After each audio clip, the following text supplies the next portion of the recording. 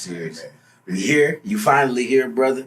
Be You know yourself, what I'm saying? Be yourself, brother. I like to tell people what's going on because people really start asking questions step by step. So I tell people what's going on in case. I know you do your part, don't you? I do. I'm sitting here with a fellow pod. I like to call myself a broadcaster. Okay. Because I'm in more than one lane of it. So I feel like you putting a ceiling on me when you say he a podcaster. Now, I didn't put no ceiling on you. Not you personally. People. In general. Hey, brother, let me tell you here. We're going to go to Mars together, brother. We're going to Mars. Have you been to a podcast convention? They literally put you in a box in there. That's the only thing that turned me off about it. Okay. It's great for networking. You meet so many people. You meet people that's in the millions doing this thing for real. But every speaker puts you in a box. Like, you can't do nothing else. Hey, you don't have time for acting. You don't have time for... You got to constantly be... I was like... Who told y'all that? Now, I do understand overextending yourself in several hustles. Yeah. Because you never could complete nothing if you got your hands in everything. You know what I'm saying? Or you don't have the right people that keeps it running while you're not touching it. That's something that I had to do myself. And because with the management, having management takes so much off of me now that I can allow them to do what they got to do, handling bookings, I'm going to have management for the no's. I don't have management for the yeses, because if it was up to me, I'd say yes to everybody.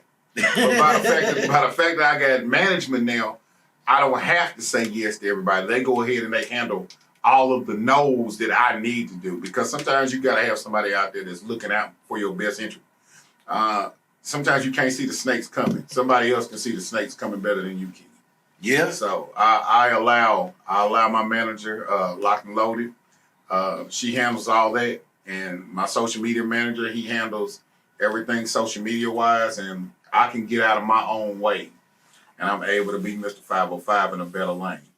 I've had talks with people about management. You know what my only problem with management is? What's that? I guess I just ain't had the right chemistry with people. I love me so much, I could tell when somebody trying to mishandle me. So use me, but don't misuse me. You see what I'm saying? And chemistry is everything. Yeah. When you're dealing with people, I know business. I don't know when it comes to business. I'm going to keep my word. I'm going to do my end of the bargain, and I can tell when you just here for the moment. You know what I'm saying? And that's all I've met. So, I mean, I met my manager literally doing other things. And she started out as my engineer for my podcast. Okay. Started out, and she just really... It started to gravitate. I mean, me and her we would work together well doing the podcast, and then she finally interviewed me on my own podcast, and then she got to telling me, you know, why are you doing this? You don't have to do this. You're better at this. You're better at this. You need. And by the time she was already officially my manager before there was anything paperwork wise done, she was already there. She was already doing management things prior to ever being officially my manager. It was an organic situation. So it just kind of just gravitated into something good. So like I say, I'll rock with who rock with me. I like it. I ain't had that organic. And that was another thing. Building a team. Some people have told me, well, a lot of people have told me. So this is my going on my 5th year into this podcasting, right? And you wouldn't believe this. My first natural goal was to write a book. My manager does that too. Right. So I was going to write a book. And then I looked into how books go out and the headache of selling a book. You know what I'm saying? And I wasn't interested in literature or writing or none of that anyway. Not my passion, not my thing. I'm great at it. Just not my thing, right? So I was like, he who controls the visuals controls the mind. So I said, let me give it to him in the visuals way. So I started the podcast. Okay. Podcast was great, but I wasn't fulfilled. I said, I got to do my storyline. So Layers came about, right? Mm-hmm. And Layers, I'm taking it 20 different ways, right? Everybody think it's all the same characters. Every they call it seasons, but I call it parts because it's something totally different every part. But even then, I wasn't satisfied. I'm like, what? Stop everything, Jermaine. What do you want to do? My end goal I remember being in love with the Arsenio Hall show, Ricky Lake. Now, that's what I wanted to do. So I'm like, I'm doing all of this. Is it even leading me to that point? So when I express this to people that say, I want to manage you, well, what do you want to manage? Because my end goal ain't what you're seeing right now. Mm-hmm. I'm working towards it. I'm getting better at it. You know, do you? They like, nah, bro, you're going to have to.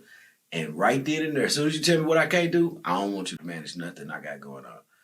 That's so in being transparent, that is how having a good manager has helped me. Mm-hmm. Because I had to realize where my comedy was headed, and I was really headed down a really, really dark path. Mm-hmm. After my mom passed away, I was, when I say sinking, I was sinking.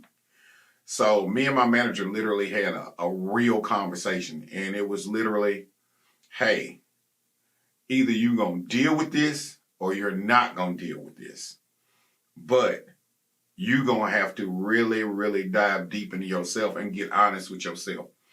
Hence where you get the naked truth. Because I black men go to therapy. Yeah. I went into therapy, and I started getting therapy, and I started realizing that there was a lot of things that I had not dealt with, even from childhood, that I hadn't dealt with. And I don't have that opportunity to even apologize to my parents, but I can give a side of myself to the world. And I might can help a young black man that's dealing with something, because I've seen everything from prison to bad relationship, real toxicity, molestation. I mean, I went through it all. So when I really, really had that conversation with my manager, she was like, it's your naked truth. Here I am now. I'm doing the naked truth. It's 6 parts of the naked truth. We'll get there. Don't spill it yet. Don't spill. I'm just trying to. I'm letting people understand. It's a great opener, man. I want to open this show on. Since he want to get on it too, we're gonna. No. I like where it's going. That's what's up. I like it. I want to organically start this. Welcome to the Jermaine Hall Show, ladies and gentlemen. This is season 2 of Pod Power. We got my partner, I call him family now, a new addition to the family. Yeah. Mr. 505 is in the building, ladies and gentlemen. Man, let's go, man. Y'all know who it is. Y'all know who I are, man. I'm Mr. 505, Adrian Walker, man, a.k.a. your baby mama's favorite comic. Let's go. Your baby mama and your baby daddy favorite comic. He just ain't gonna say nothing. Hey, man, welcome to the show. Man, I appreciate it, brother. It didn't take me long to get you. I just made a phone call. You said, hit me up and I'll be there, and you meant that. That's real talk, bro. I'm one of them people, bro. I try to stand on my word at all times. You know, I try to be accessible to who's accessible to me. You ain't never denied the call or hit that button. It's a lot of people that get out here, Hollywood, man, hit that FU button on, when you small potatoes like myself. But, it is what it is. Ain't nothing small about Mr. 505. Don't let him lie to y'all. So, look, man, I got you here today. We're going to get into some things that I know some of the people that don't know you and do know you want to hear from you. Okay. In case they never heard your story, they get to hear it right here on The Jermaine Hall Show. Yeah. And I'm happy to be the host. Your host, Jermaine Hall, same one. Y'all know the voice. Yes, sir. So look, I want to get into your comedy first before I get into, they know we talk about relationships and how to keep them together and the struggles of them here and there. But I want to get into your comedy lane and mix it in a little bit. All right. What do you think was harder, if hard at all, getting laughs on the stage or keeping your partner laughing at home? So, you get at home, it's going to be something different. You're going to get Adrian at home. Mr. 505 needs to stay on stage at all times.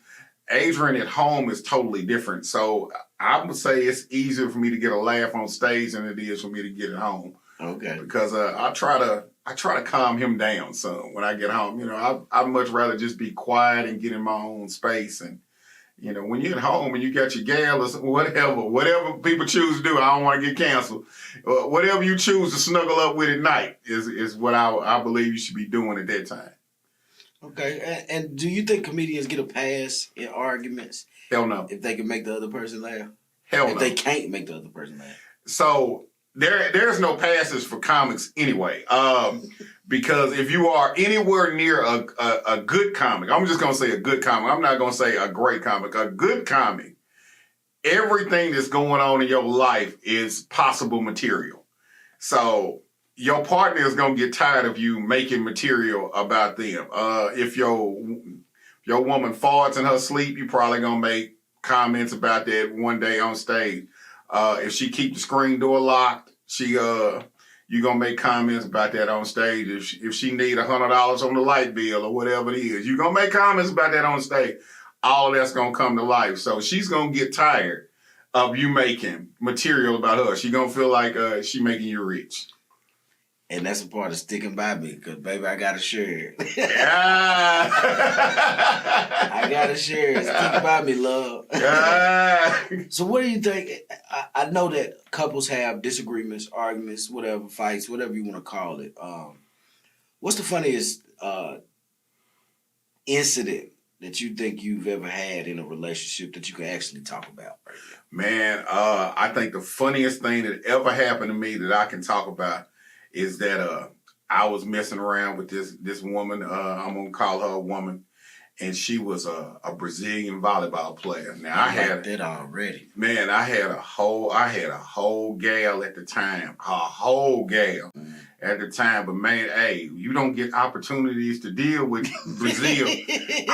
I'm being straight. I mean, she was 6'4", and she played for like the Brazilian national volleyball team at that time. But I got a whole gal, and she walked up on me. I was cutting the grass, and she sat there and she called me daddy, and she said it in probably the nicest, sexiest voice I ever heard in my life. I'm shedding my soul right now. I was out there mowing that grass. All my gal in the house heard was daddy, and then she wasn't saying daddy. I'm out there mowing the grass, just push lawnmower, and I mean I never stopped mowing.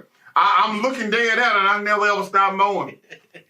Man, that gal came out that house. She said, "Daddy, who?" They went on and had words back and forth. Man, I'm gonna tell you what. I never stopped mowing the grass. I kept mowing. Lawnmower never cut off till it ran out of gas, and she sat there and followed behind me the whole time. The Brazilian ran off. Man, I really wanted to go out and chase after her, let her know, hey, look, I'm sorry. But hey, things happen. It is what it is. We live and we learn. What would you say have been the most frustrating things in the business of comedy for you? Man, inconsistency. Unprofessional people, the cliques. I'm going to say the cliques more than anything. There's some people that refuse to work with you because of what he said, she said, he done, or whatever has happened with somebody else. I try to tell people all the time, wait to get an opinion of somebody for yourself before you just take the word of somebody else. A lot of this right here that we deal with is really off of word of mouth, social media wise, and just because you see somebody doing something on social media, they might not be a good person. I hate to say it, I try to be open to every lane, but there are lanes that are literally shut off for me personally, just because of what one person might think or what another person. There's a lot of gatekeepers in this. You got to stay away from them. In light of these gatekeepers, does that did that at any moment steal from your joy or steal from your drive? Yes. Yeah, very much so. Very, very much so. It stole the fact of when you try to be genuine with people, and then when you find out they really don't have your best interest at heart. Sometimes it's just people that want to get something out of you. They want to, hey, I can like and I can share everybody's flyer, but in my mind and my heart, I know I'm doing it from a genuine place. But them same people, they won't even like or share nothing that's yours, because at the end of the day, they working for themselves, and I'm trying to work and see everybody win. I live by the motto that if I eat, we all eat. I want to see all my people shine. I want to see all of us shine. And some people just can't get past that. Some people say, hey, when I get there, they on that Uncle Elroy. Get up there, and as soon as I got my money, I was gone. So, hey. So when I think about the black community, bro, of course the negative outshines and outweighs the positive things that black people do because the internet is full of just trash. Yeah. Anyway, and a lie is more entertaining than the truth, right? Yeah. But when I think about our community, well, when you think about our community, do you think that we'll see it in this lifetime of us being able to work together more often in masses? Our structure. I pray that we do. It's going to be a hard thing. I'll say this. As far as comedy goes, my first paid show came from a black man, came from Mike Drew. Put my first comedy dollar in my pocket, it came from Mike Drew. So I'll say that we can all do this if we want to. If you want to sit there and you want to break bread with somebody, you'll break bread with somebody. If there's somebody that's willing to go ahead and do it. But we got to want to do it and get away from the mentality of, now crabs in the barrel. Now I don't want to see them win. They don't deserve it. You don't know who deserves what. You don't know the work that gets put into certain situations. A lot of people are good at certain things and a lot of people are bad at certain things. If you're better than me at something, we can build together if you're better than I am at something else. You're a great podcast. I'm not going to put that ceiling on you, but you do a great podcast. You got a great studio in here. I can learn from you for my own situation. I can learn from I'm taking everything that I've seen in here already. I'm taking it back to my own team and say, hey, this can make us better. Why did I get there? Because I got that from Jermaine Hall. And I'm happy to help. And once again, and that's the notion. Yeah. But it's too many people that want to sit there and just kick you while you're down. Say you're high side. He think he more than what he is. No. If we all can have that mindset, we can go somewhere. We can really, the black community can really, we've always been the trendsetters. Sure. Always. Every trend that happens in the world, doesn't matter what culture you're in, you're going to get it from a black man or a black woman. Everything. That's awesome. When I think about the moments of us helping each other and hurting each other, I always think about the ones that complain rather than getting the job done. The most talented individuals I've come across complain too much. They always talk about what they can't do, right? Yeah. I don't do well in a room full of people talking about what they can't do. I don't do well in that. I need to get better at it because I need to know how to maneuver in all rooms and be balanced. You know what I'm saying? But I don't do well with negativity.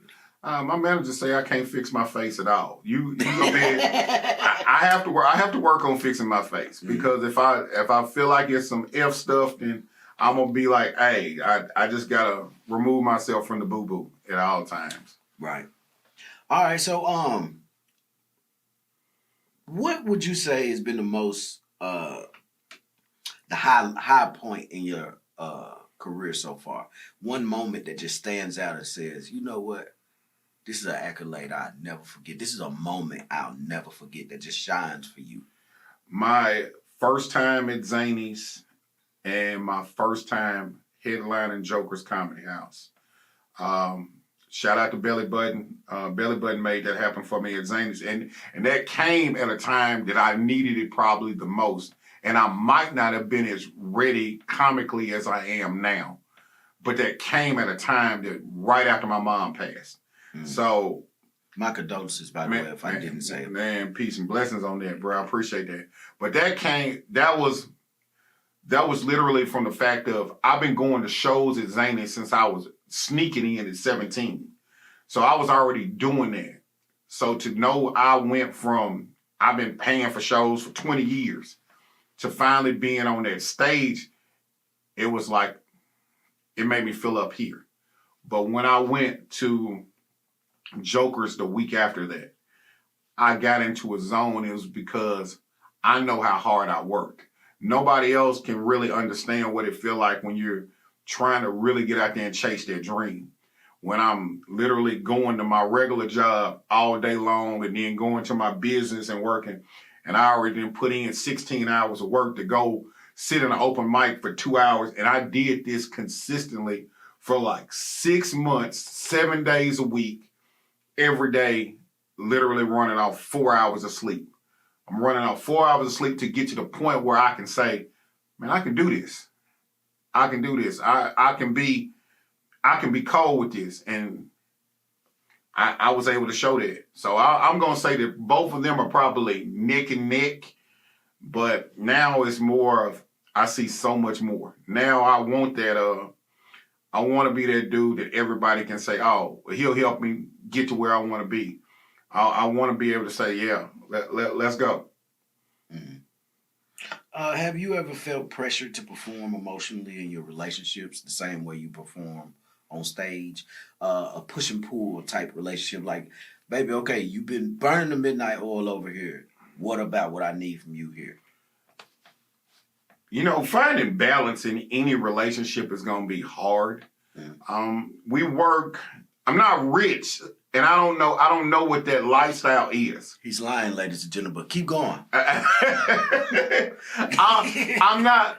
I don't know what it feels like to come from a wealthy situation. So, can I be frank with this? I mean, if you lie, I'm going to call you on it. Appreciate it. There we go. So, this is my viewpoint on that. If we are dating or if you're married or whatever, you have to really have a balance in that. Understand now, when you start living your life through social media and things of that nature, most of it is going to be 90% boo-boo. Let's be real when we get down to it. How much does it even cost to date healthily? Healthy dating costs a lot of money. Let's just say you live an hour away from somebody. An average person is making anywhere between $40,000 to $60,000 a year. On average. That's average. Go to 30. Okay. 30 to 50 is average. 30 to 50. Okay, let's just say that. 30 to 50. So let's just say I make $800 a week. That's $20 an hour. That's $800 a week on a 40. After they take out taxes and insurance, that's going to leave you $600. You got $600. 600 times 4 is what, $2,400? By the time the average person gets done paying what's the average rent? $1,000? Today, yeah. Okay, average rent is $1,000. I ain't ate nothing. Right. I haven't ate anything. Ain't putting no gas in. I ain't putting no gas. I ain't even got to work. I got $1,400 left to life. Yeah. I got $1,400 to life. Okay, let's just say that. Okay, we want to eat. I want to eat. Let's say $100 for eating a week, right? So now I got $1,000 left. Still ain't putting no gas in my car. Still ain't done nothing. I ain't put no gas in my car. City bus got to pass. Okay, now let's just say I got $1,000 period. I still ain't putting no gas in my car. I ain't got back and forth. I ain't bought me no new drawers. I ain't bought no soap to wash my tail. I have not done anything. I got $1,000. Now in dating, you got that $1,000. And if you are dating a woman that is not securing herself, then what are you gonna do when she says, hey, I need a little something. I'm a little short on my bill, because the average man can't even afford to date in what's called and I'm a traditional man. I don't believe that a woman should have to pay bills. I don't believe a woman should touch no door handle. I don't believe a woman should have to do anything. I am a traditionalist in that nature. Any woman that's ever dated me will tell you that. Hey, Adrian is not playing about that. He is not going to want you to do none of that. So, in reality, it's hard to have a relationship, period. So if you're in one and you don't have balance, you're probably already starting with problems to begin with. Because when she a little short, she's going to look, because she's been looking at everything. Ain't nothing worse than a woman can have in her life is a bunch of single friends. Even worse than single friends is single friends with kids. Because the first thing they going to say was, hey, I remember back in the day, hey, them 90s dope boys is gone. They are gone. Most of them are in the penitentiary. I seen a bunch of them. Or dead. Or in a casket somewhere. Unalive. We're going to use the word unalive. Or junkies. I forgot about that. They done turned into the junkies. I didn't even think about the junkies. But in reality, they are gone. It's a lot of women now, they got to hear them words. Now, I'm not going to ever let no woman hear me say, you got to wait till Friday. But it's a lot of women. I'd be glad to tell them that. You gotta wait to Friday. And Friday don't never come. Friday comes and then they ain't got nothing for you. And then that's when you get he ain't man enough to handle me. He ain't this and he ain't that. Well, guess what? The man can't help it that he came up a little short. We all come up short. So wait a minute. Come on, Let me continue. Are you advocating for men to fund in the dating phase? I am saying this right here. I'm not advocating that you fund, but in every relationship you go into, if it's not a just effing relationship, then you don't start off. We can say fucking here. We can. See, I'm trying to keep the money time. No. What it is the first 7 minutes. Okay. So, yeah, we way past that. YouTube guidelines. Okay, but I edit anyway. So. All right. So, in reality, this is the realness. Am I advocating that you go ahead and take care of people? No, I'm not saying that you should, but I'm saying this. If you don't start acting like I'm going to be your husband and you don't figure that out later. If we're not dating to be together forever, then what are we doing? Then we are just effing. So now pay attention. Fellas, I want y'all to listen closely. He did not say lead with your money in every person you meet. He didn't say lead with your cash. No. What he said was, if you able to discern that this is going to go the distance, then you should provide. You should absolutely meet her as a husband, not greet her and show her glimpses of what things could be. You got to have a solid foundation. Exactly. Because, but that goes both ways. At the end of the day, I don't want, if I'm out here, the average date, what would you say the average date costs? I don't know. I don't go on dates. All right. Let's just say. There's a reason I don't go on dates, though. Why is that, my brother? Because I'm building this. And I feel like I cheat a girl out of time. All right. If I, you know what I'm saying, engage her halfway, 1 foot in, 1 foot out. That's being real with yourself. Yeah. Now, how many people can really do that? It's people out here. The worst person in the world. It takes discipline because I want some ass. I do. Who don't? But well, you just go out and spend $40 to $50. No, sir. What you mean, no, sir? I lived a good life. Let's just say that I lived a good life. Oh, I know. And now, sexual discipline is so important to me. Oh man! At this point, because I want a wife, and if I go back to the streets, I ain't coming back out. That's what I'm saying. I'm an addict. I can't do half of nothing. That is a real answer. Do half of nothing. That is we'll deal with that. We'll deal with that. Okay. But in reality, bringing things back, I look at it from the standpoint that we ain't looking to get married, that we were both wasting each other's time. For sure. This is we will be wasting each other's time. That's just it. The goal is for marriage. The goal is to buy the house. I mean, at the end of the day, like I said, I'm a traditional man. So the goal for everybody should be, let's do this. At the end of the day, it's probably one of the best business decisions that you can make.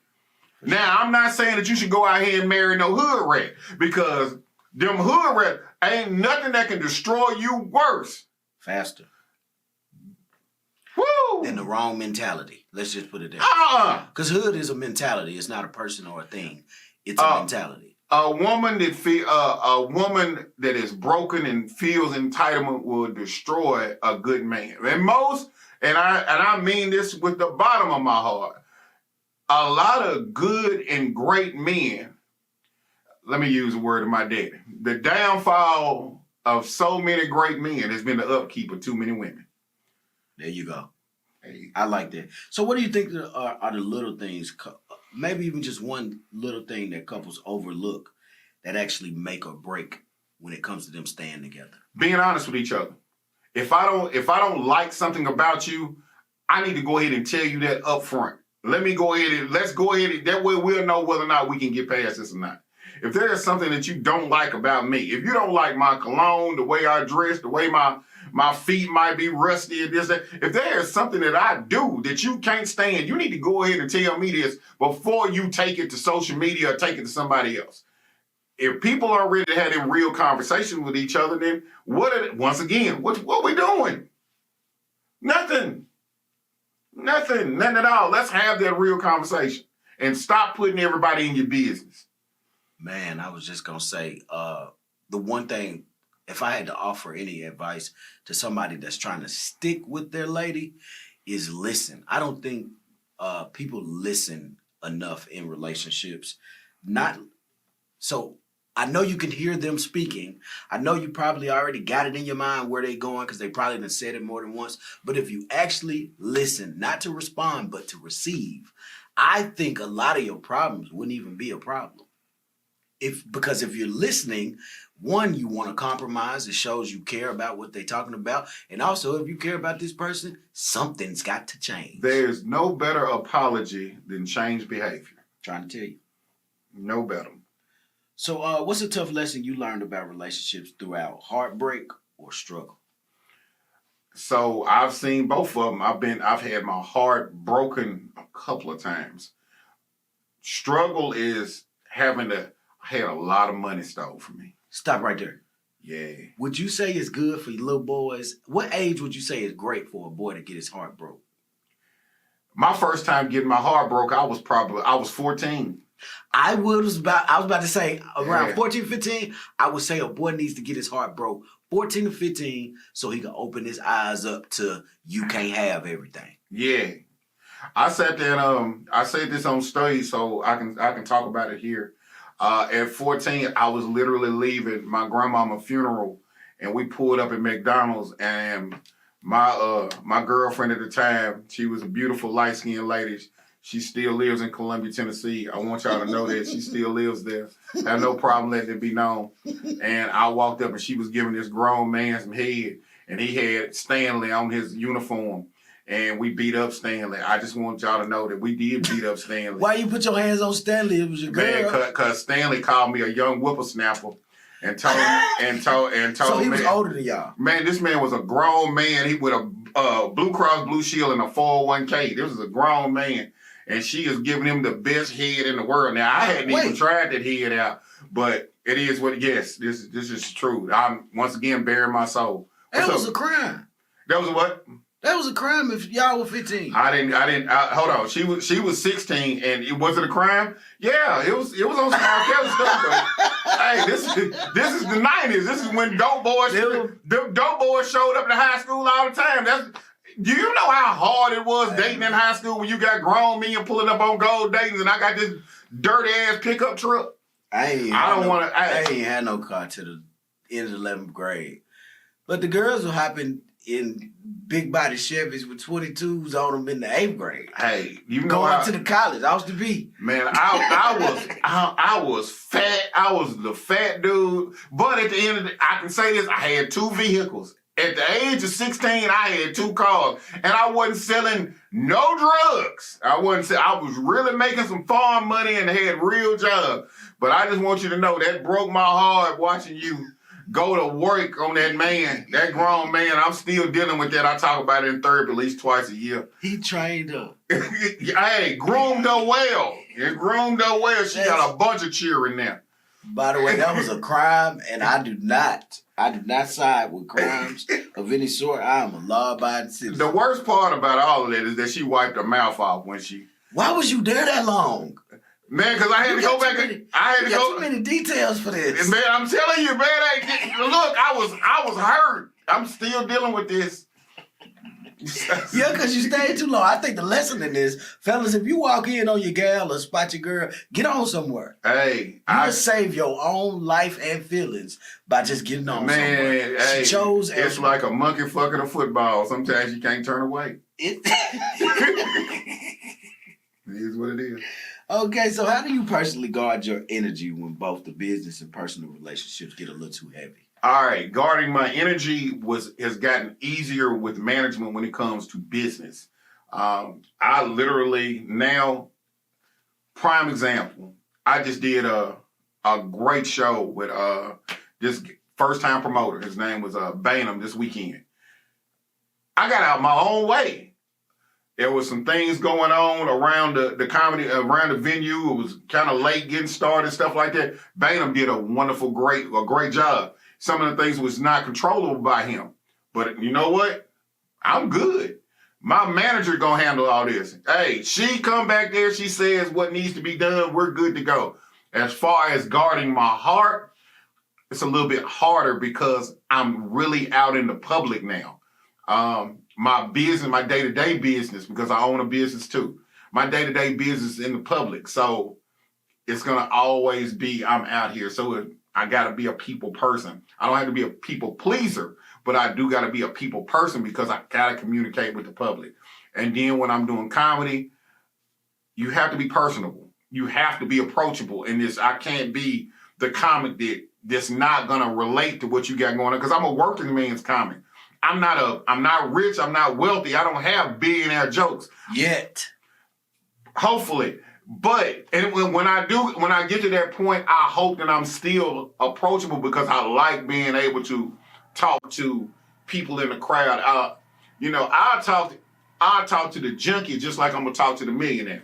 Mm-hmm. I'm gonna always treat the janitor like a boss, just the way I am. So it's harder for me to guard that energy because I can take in a lot of bad stuff because I don't have a thick outer crust. So I internalize everything. I literally, if I see somebody that needs help, I'm gonna try to help them. And that's at my own risk.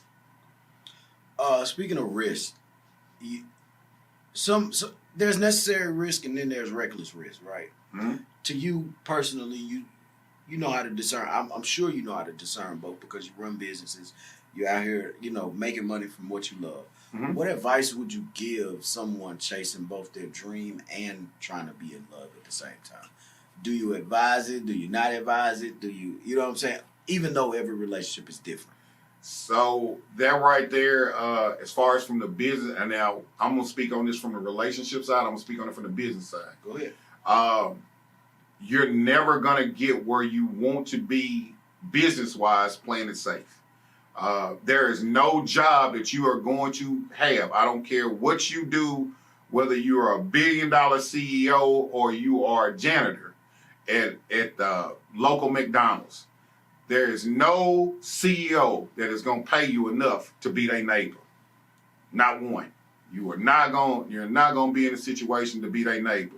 So you're going to have to take risk. If you want more, you're going to have to put yourself in a position because nobody is going to give you that point to do that. In relationships, everything is risky. Everything is risky now because at the end of the day, I'm like Pops. Ain't nobody got no game no more. They ain't got no game. People rely on dating apps and Facebook and Instagram. If I sat there and I watched this at a show and it just threw me off and I called it out. Women don't even give out their phone number no more. They say, hit me up on Snapchat, hit me up on the Snap, hit me up on Instagram, hit me up on TikTok. There ain't no phone number exchange. None. Everything is through the DM so they can hide it from somebody else. Like literally, you being in a relationship with a woman right now, you got so much competition that you don't even know about. This probably a nigga in Portland, Oregon right now sending her a dick pic somewhere with a Captain Morgan pose on and got a horse. She got him in the phone as horse. Now you thinking maybe she playing basketball or something else, but horse is literally the dude in Portland, Oregon that's got a baby on this long. There's nothing. You literally can have a gal that's a 3, but in her mind she a 9 because there's 75 people that's in her DM telling her how great she is. Now, she ain't got realistic goals in this situation because I'm not saying that I'm a 10. I'm going to say I'm a solid 6, though. I am a solid 6. I make decent amounts of money. I got Blue Cross Blue Shield, and I got my own cribs and cars. Now, I say that to myself and I say that about myself because 90% of men can't say that. But what I can say is this. If we are taking that risk together and we're building together, then we can do that together. But a lot of women are not able to do that. Basically, what I want to say is hold yourself accountable and let's get to the point where we can both reciprocate the right amount of energy. What do I mean by reciprocating energy? If I put in 100, can you put in 100? If you want me to give you $1,000 worth of something, or if I pay $1,000 for your rent, what am I getting? Because everything is transactional. What am I getting for that $1,000? Am I getting $1,000 worth of meals? Because I can go down here and just say, oh, I can get an average plate lunch is $20, right? Yeah. So if I give you $1,000 worth of rent, am I going to at least get $1,000 worth of plates? I ain't saying that I'm giving it to you for that, but am I going to get, say, $20 a plate? That's 60. That's 2 meals a day. 60 times that, that's 900. You still a little short, but am I going to at least get 2 meals a day? That's not saying that you got to give me $1,000 in cash, but 2 meals a day, can we do it like that? My math is probably off in this situation, but I'm just saying, am I going to get? I think we don't come to. I don't think men come to the table with enough standards. I think we lead with she's so fine so much that we lose out in the deal later on because you stuck on how fine she is. No. You jump out the gate racing to impress her. Look, once you get to that big booty and big, that stuff fades out. It faded for me out when I was in my 20s. That was all good in my 20s. I'm not concerned with that now. Because if you got an ass at a clap or you got an ass that's built like a pancake, what can we do together that can bring us to the point that we can build something together? At the end of the day, it's 505 comedy over here. At the end of the day, it's 505 auto. Yeah. So what are we going to do to build on? I don't care if a woman is doing hair. What is your end game, and how can I elevate your hustle, and how can you motivate me to elevate yours? Let's blend them together, and let's go ahead. I'm trying to be, in that top 3. Everybody know the top 3. We don't always want to talk about it. You got the Obamas.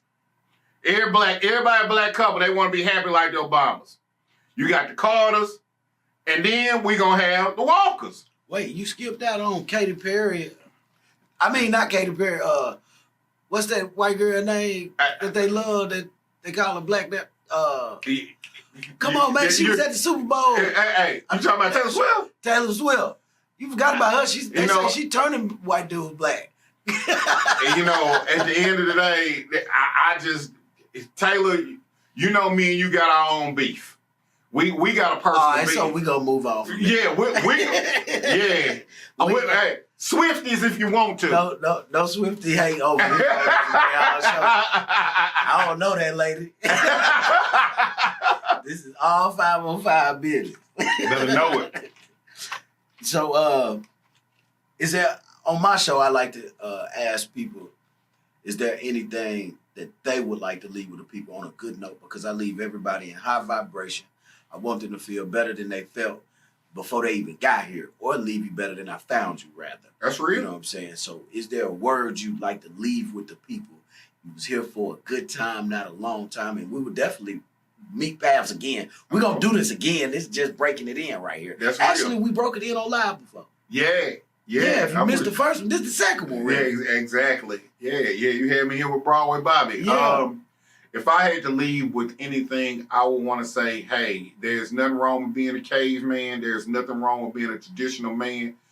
Men together, man, let's work together to build each other up. Black men build each other up. Black men build each other up. And if we build each other up, we can get back to the way things used to be, where we can have really, really great households. That's it. Black men build each other up. And if y'all don't do nothing else, support Jermaine Hall, brother. This man called me. Would you please? This man called me and let me know what he had going on. Man, I can see the vision. Whether or not you see the vision, go ahead. If you see somebody that you can help them. Stop running from helping people. Don't be so selfish and don't be so entitled that you don't believe that you can help somebody else. Everybody can motivate somebody to do something. And thank y'all for supporting Mr. 505, Entice the Wine.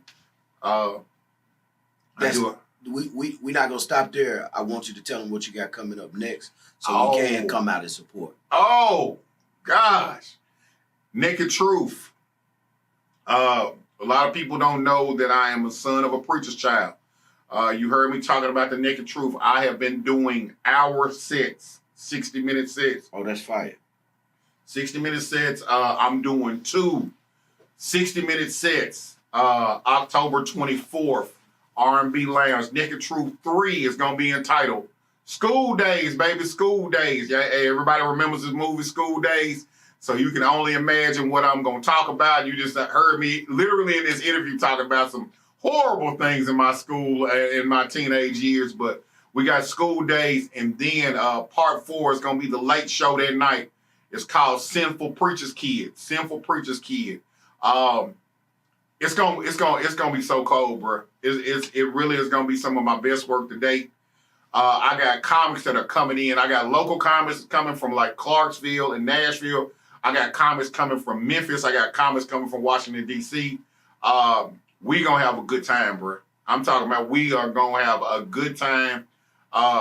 Everybody knows when you see the damn badge of 505 Comedy, just know it's gonna be a sexy event. No, that means everybody get dressed. Come on out, get dressed. Ladies, go ahead and put all your shapewear on. Fellas, go ahead and do 5 or 6 push-ups at least beforehand. If you coming in trying to make some of these gals choose, just know I give out free drinks, so you ain't going to be able to say, I'm going to buy you a drink because I give out free drinks. It is what it is. Y'all know what it is, though. It's 505, brother, and I appreciate you. Let me plug there, too. Naked Truth. Naked Truth. Ladies and gentlemen, Naked Truth coming out. What's that date again? October 24th. October 24th. Don't you miss it. I'm pretty sure you can go right to his page on Facebook, Adrian Walker. Yeah. You could probably just Google 505. You can. 505 Comedy. You can Google 505 Comedy. You can meet me at Instagram, the Mr. 505. TikTok is going to be the Mr. 505. Everything is going to be the Mr. 505. Adrian Walker. You can go ahead and meet me there. Meet me there, beat me there, however you get there. As long as you get there, man, you missed some if you wasn't there. It's Naked Truth. We gonna have a ball, baby. R&B Lounge, Nashville, Tennessee. Come as you are, come as you are, come sexy as you are. If you come in your drawers, you'll still get in. And with that being said, man, I want to thank you once again personally from the bottom of my heart for sharing space with me, sharing your time. You could have been anywhere in the world out there. Yeah. But y'all chose to be right here with me and Mr. 505. Yes, sir. If y'all gonna do it the right way. Be safe out there. We love y'all. Hey. Yay.